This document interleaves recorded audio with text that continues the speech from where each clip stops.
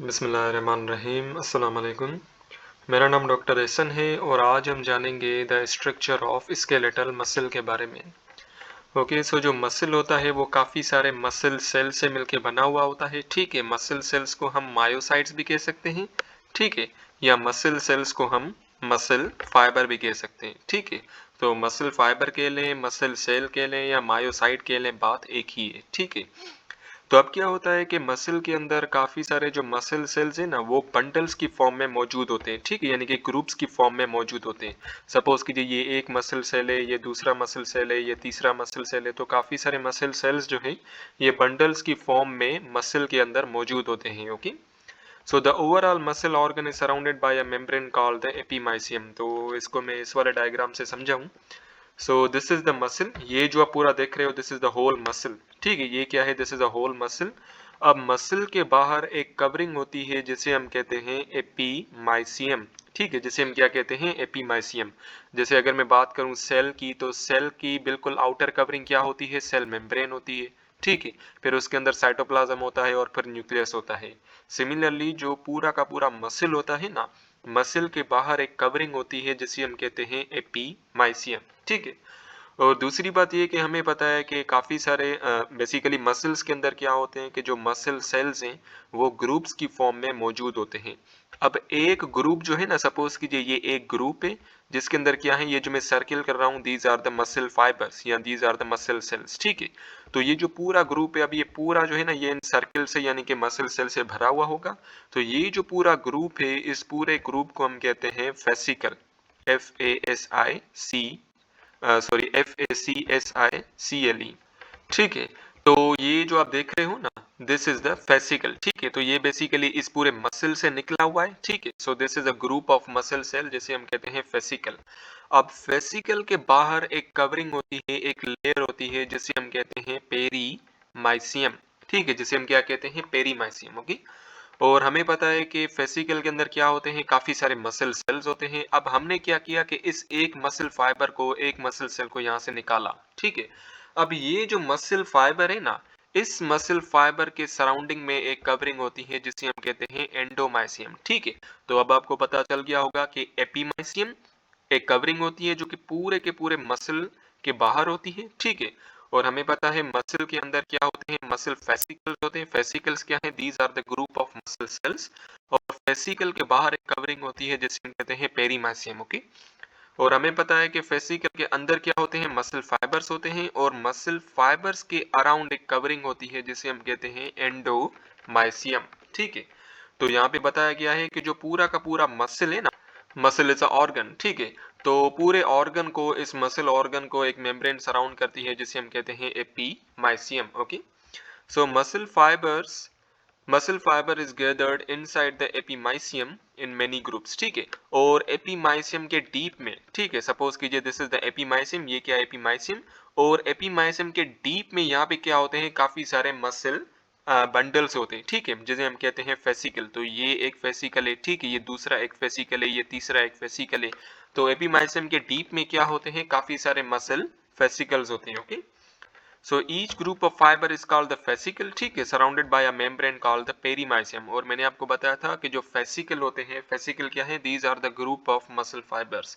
तो फेसिकल के अराउंड एक कवरिंग होती है जिसे हम कहते हैं perimysium. Okay, so inside each fascicle is a muscle fibre. ठीक है, सो बेसिकली फेसिकल के अंदर क्या होते हैं, काफी सारे मसल फाइबर्स जो है ना वो मौजूद होते हैं। Okay, then we have the sarcolemma. अच्छा, सार्कोलीमा क्या है, sarcolemma this is actually the cell membrane of a muscle cell. ठीक है, देखिए मसल सेल क्या है, एक सेल ही है ना, और सेल के बाहर क्या होती है, सेल मेम्ब्रेन होती है। तो जो सेल मेम्ब्रेन होती है मसल सेल की, उसे हम कहते हैं सार्कोलीमा। SL, सार्कोलीमा। Okay, so the sarcolemma is extensively folded at the motor end plate. ठीक है, यहाँ पे लिखा होगा at the motor end plate. ठीक है, अब देखिए क्या होता है कि हमें पता है कि हर एक एक मसल को एक नर्व जो है ना वो सप्लाई करती है। ओके, सो सपोज कीजिए this is a muscle cell, ये क्या है, एक मसल सेल है, और मसल सेल को यहाँ पे बेसिकली एक नर्व सप्लाई करेगी। ठीक है, so this is a neuron. ठीक है, ये क्या है, दिस इज अ न्यूरॉन। और न्यूरॉन का जो स्ट्रक्चर है ना, ये हम नर्वस सिस्टम के अंदर जो चैप्टर है उसके अंदर पढ़ेंगे, ठीक है। सो अभी मैं आपको थोड़ा सा बता देता हूँ, न्यूरॉन के बाहर एक क्या होती है, सेल बॉडी। ये जो मैंने सर्किल बनाया, this is a cell body, okay.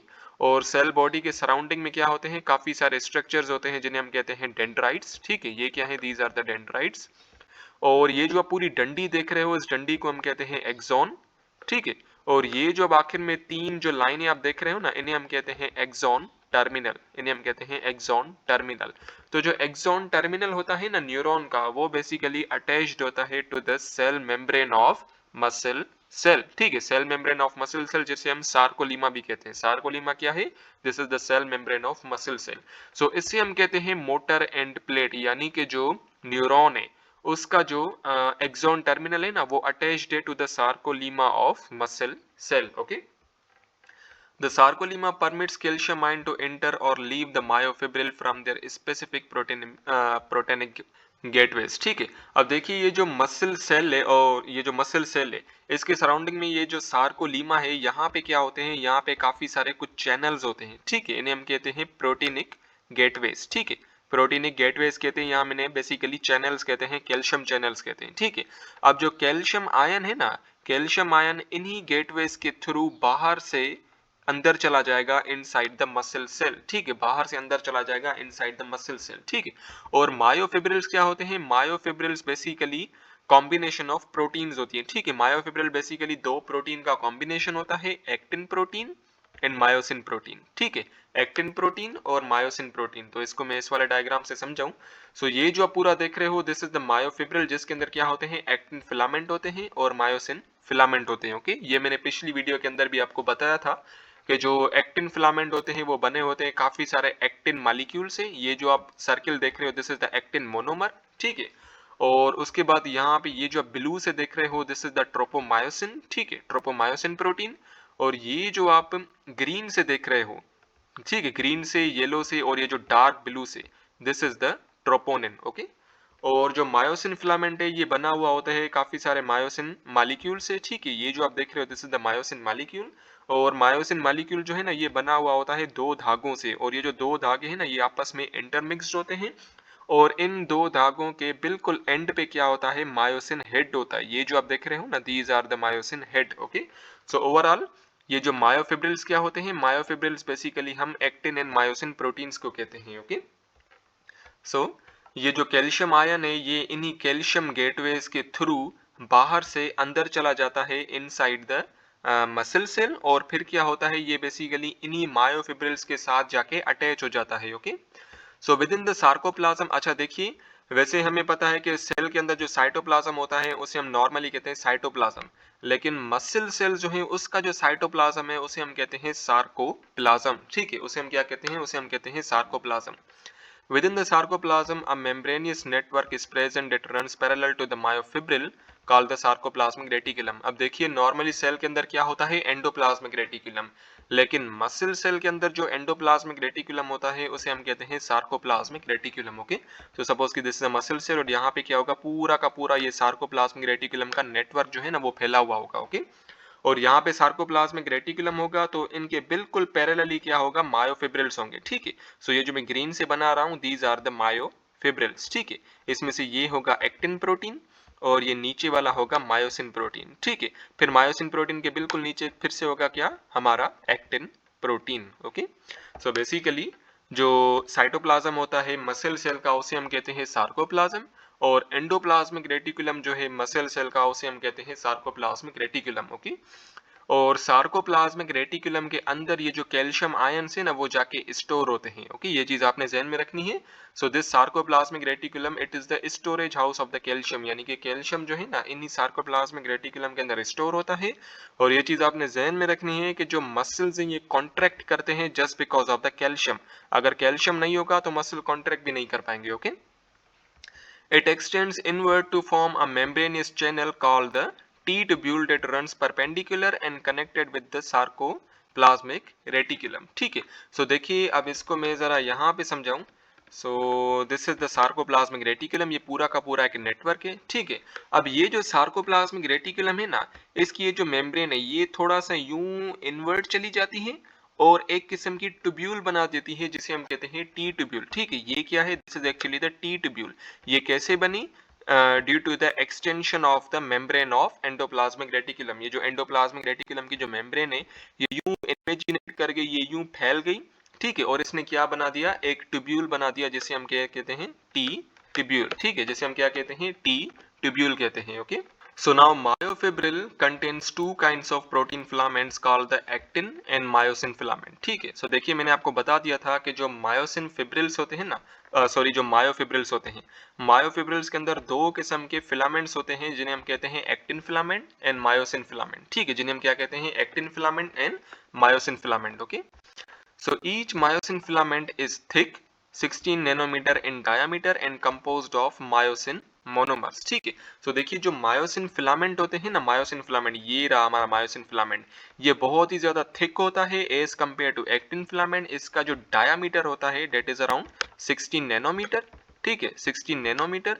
और ये जो मायोसिन फिलामेंट है ये काफी सारे मायोसिन मॉलिक्यूल से मिलकर बना हुआ होता है। ठीक है, मायोसिन मॉलिक्यूल के लिए या मायोसिन मोनोमर के लिए बात एक ही है। Okay, so it has two twisted strands with projected heads outward which form a cross link with actin filament। तो जैसे कि मैंने आपको बताया था कि जो मायोसिन मॉलिक्यूल है उसके बिल्कुल एंड पे क्या होते हैं? मायोसिन हेड्स होते हैं। ठीक है, ये मायोसिन हेड है। ओके, तो अब आप इस मायोसिन फिलामेंट में देखिए, यहाँ पे आपको काफी सारे मायोसिन हेड नजर में आ रहे होंगे। ये मायोसिन हेड है, ये मायोसिन हेड है, ये मायोसिन हेड है। अब क्रॉस ब्रिज हम किसे कहते हैं?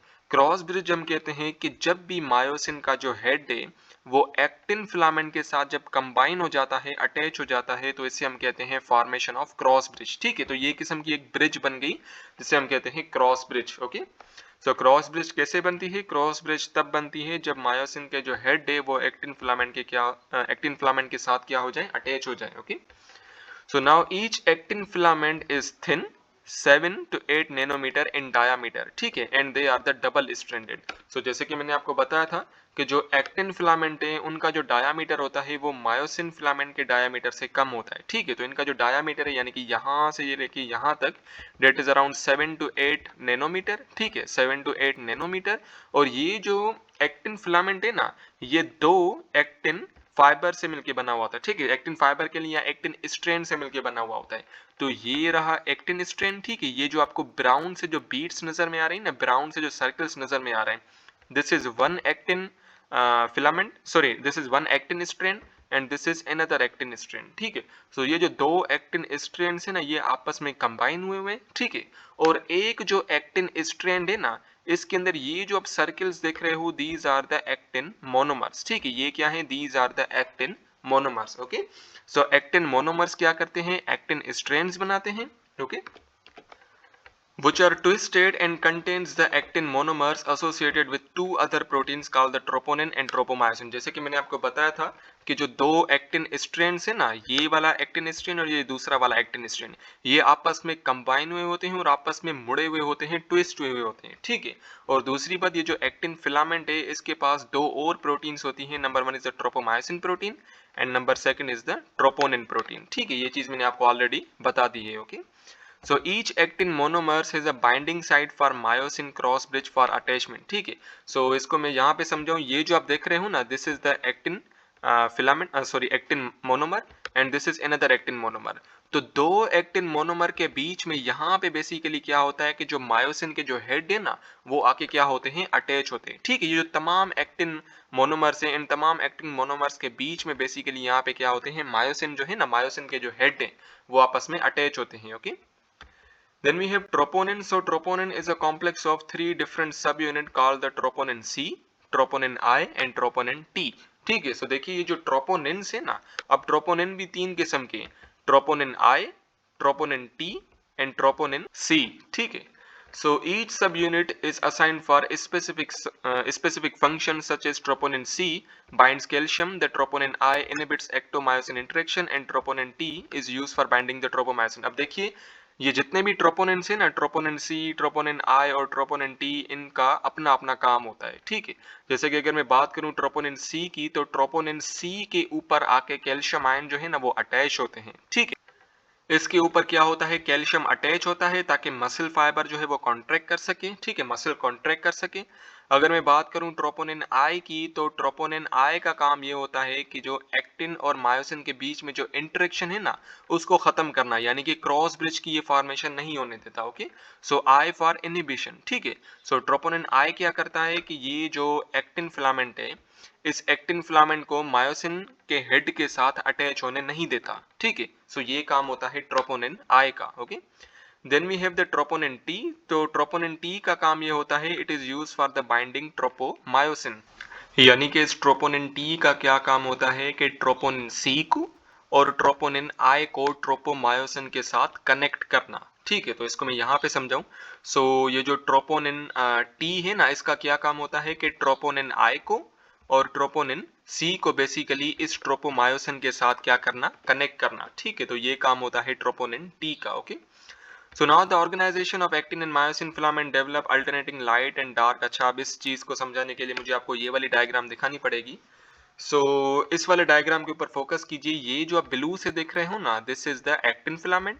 ठीक है, और ये जो आप पूरा रेड से बड़ा वाला देख रहे हो, यहाँ से लेके ओ यहाँ तक, this is actually the myosin filament. Okay, अब क्या होता है कि बेसिकली एक्टिन ये जो मायोसिन फिलामेंट है, इसको सराउंड किया हुआ होता है एक्टिन फिलामेंट ने। ओके, सो अब कहानी जो है ना, हम यहाँ से शुरू करते हैं। सो this is actually the Z line. ये जो आप देख रहे हो ना, ये जो पूरी की पूरी आप लाइन देख रहे हो, this is actually the Z line. Okay, तो इसको मैं दोबारा से क्लियर करके आपको समझाऊं। ये जो आप देख रहे हो, ये किस्म का जेड बन रहा है। ओके, सो ये बेसिकली जेड बन गया।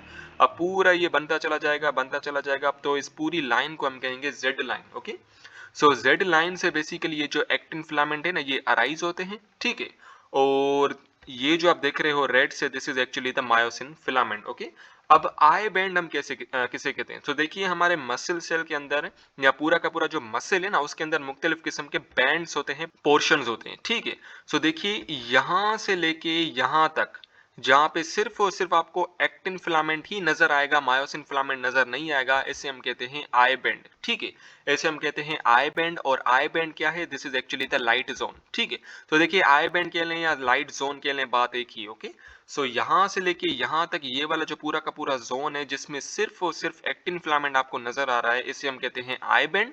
और ये आई बैंड क्या है? This is the light zone. Okay, और ये वाला पूरा का पूरा पोर्शन यहाँ से लेके ओ यहाँ तक। ठीक है, यानी कि मायोसिन के एक एंड से लेके मायोसिन के दूसरे एंड तक, ये जो आपका पूरा का पूरा पोर्शन नजर आ रहा है, this is called the A band. ठीक है, अब इस ए बैंड में आपको मायोसिन फिलामेंट भी नजर आ रहे हैं, और इसी ए बैंड में आपको एक्टिन फिलामेंट भी नजर आ रहे हैं। ठीक है, so this is actually the dark band. ठीक है, इसे हम कहते हैं डार्क बैंड। ठीक है, इसे हम कहते हैं dark band. Okay, and then we once again we have the I band. ठीक है, सो आई बैंड बेसिकली वो वाला बैंड होता है जिसमें सिर्फ और सिर्फ एक्टिन फिलामेंट जो है ना, वो पाए जाते हैं। और ए बैंड जो है, ये वो वाला बैंड होता है, वो वाला डार्क जोन होता है, जिसमें एक्टिन फिलामेंट भी पाए जाते हैं और मायोसिन फिलामेंट भी पाए जाते हैं। ठीक है, और ये जो आपको बीच में लाइन नजर आ रही है ना, this is actually the M line. ठीक है, इसे हम कहते हैं एम लाइन। ओके, और ये जो आपका पूरा का पूरा पोर्शन नजर आ रहा है यहाँ से लेके यहाँ तक, तो इसको मैं दोबारा से क्लीन करके आपको समझाऊं ताकि आपको अच्छे से समझ में आए। तो यहाँ से लेके यहाँ तक ये वाला पोर्शन, जिसमें सिर्फ और सिर्फ आपको मायोसिन फिलामेंट नजर आ रहे हैं, इसे हम कहते हैं एच जोन। ठीक है, इसे हम क्या कहते हैं? This is actually the H zone. ठीक है, जिसमें सिर्फ और सिर्फ आपको मायोसिन फिलामेंट जो है ना, वो नजर आएंगे। Okay, so light and dark region मैंने आपको बता दिया था, सीम्स लाइक द स्ट्राइएशंस और बैंड। ठीक है, ये किस्म के बैंड से देखिए, जैसे कि ए बैंड हो गया, आई बैंड हो गया, आप बैंड के लें या स्ट्राइएशंस के लें, बात एक ही है। और इन्हीं बैंड्स की वजह से जो स्केलेटल मसल सेल्स है ना, वहां पे स्ट्राइएशंस आती हैं। ठीक है, so the light reason contains only the actin filament called the I band. ठीक है, आई यानी कि आइसोट्रोपिक बैंड। जैसे कि मैंने आपको बता दिया था कि जो लाइट बैंड होता है, जिसे हम आई बैंड भी कहते हैं, उसके अंदर सिर्फ और सिर्फ एक्टिन फिलामेंट पाए जाते हैं। Okay, so the actin filament और I band connected by the Z line और डिस्क। ठीक है, देखिए ये जो मैंने आपको लाइन दिखाई थी ना, this is actually the Z line. Okay, ये क्या है? This is actually the Z line. और इसी जेड लाइन से ये जो एक्टिन फिलामेंट है, ये क्या होते हैं? अटैच होते हैं। ठीक है, जेड लाइन से क्या होते हैं? ये बेसिकली अटैच्ड होते हैं। ओके, तो देखिए जेड लाइन के लें या जेड डिस्क के लें, बात एक ही है। अब इस जेड का मतलब क्या है? जेड का मतलब है जिस्शन। ओके, जिस्शन यानी कि middle. Okay, So then we have the dark region. So the dark region contains a thick myosin filament overlapping thin actin filament. So dark region जिसे हम A band भी कहते हैं, उस A band के अंदर क्या होते हैं, myosin filament भी पाए जाते हैं और actin filament भी पाए जाते हैं, ओके। और ये जो actin filament है ये क्या करते हैं, इसी myosin filament को सराउंड करते हैं, ओवरलैप करते हैं, ओके। और इस बैंड को हम कहते हैं ए बैंड, ए यानी कि anisotropic, okay. The myosin filament are connected by the M line और एम डिस्क, ठीक है। तो जैसे कि मैंने आपको बताया था कि ये जो मायोसिन फिलामेंट होते हैं ना, ये रहा मायोसिन फिलामेंट, ये मायोसिन फिलामेंट आपस में कनेक्टेड होते हैं by the help of M line, ठीक है। ये क्या है, this is the M line and this is one myosin filament and this is the another myosin filament, okay। so जो A band होता है ना, वो इस वाले एक मायोसिन एंड से लेके दूसरे मायोसिन एंड तक ये जो पूरा का पूरा बैंड है इसे हम कहते हैं ए बैंड, ओके। और इसी पोर्शन के अंदर मायोसिन फिलामेंट भी आ जाते हैं और एक्टिन फिलामेंट भी आ जाते हैं, ओके। सो जो मायोसिन फिलामेंट है ना, ये बेसिकली कनेक्टेड होते हैं टू द एम लाइन, ठीक है। ये एम लाइन है और यहाँ से भी मायोसिन अटैच्ड है, यहाँ से भी मायोसिन अटैच्ड है, ओके। अच्छा, अब ये जो एम लाइन है या जैसे हम एम डिस्क भी कहते हैं, एम का मतलब है मायोमेसिन, okay. So the A band has slightly lighter region called lighter region which is known as the H zone, ठीक है। So H zone मैंने आपको बता दिया था, H zone बेसिकली कहाँ से एक्सटेंड करता है, ये जो यहाँ से लेके यहाँ तक, ठीक है, जिसके अंदर सिर्फ और सिर्फ आपको मायोसिन बैंड जो है ना, सॉरी मायोसिन फिलामेंट जो है, सिर्फ और सिर्फ मायोसिन फिलामेंट ही आपको नजर आएंगे, ओके। और ये जो H जोन है ये थोड़ा सा लाइटर होता है as compare to the A band, okay, as compare to the A band. और H का मतलब क्या होता है, H का मतलब होता है हेली, okay. So it contains only the myosin filament, मैंने आपको बता दिया था H जोन के अंदर सिर्फ और सिर्फ मायोसिन फिलामेंट ही आपको मिलेंगे। And the region between the two Z line is called the sarcomere, ठीक है। सो देखिए सार्कोमेयर क्या है, it is the functional unit of the muscle fibre, okay. Functional unit of muscle fibre, muscle fibre का functional unit कौन होता है, this is actually the sarcomere. तो इसको मैं दोबारा से आपको यहाँ पे समझाऊं, इसको मुझे क्लीन करना पड़ेगा। ये हमने क्लीन कर दिया। तो ये जो जेड लाइन है ना, एक जेड लाइन से लेके दूसरी जेड लाइन के बीच में, यानी यहां से लेके यहां तक, ठीक है, ये जो पूरा का पूरा पोर्शन है इसे हम कहते हैं सार्कोमेयर, ठीक है। इसे हम क्या कहते हैं, this is actually the sarcomere, okay. And this sarcomere, this is the functional unit of the muscle,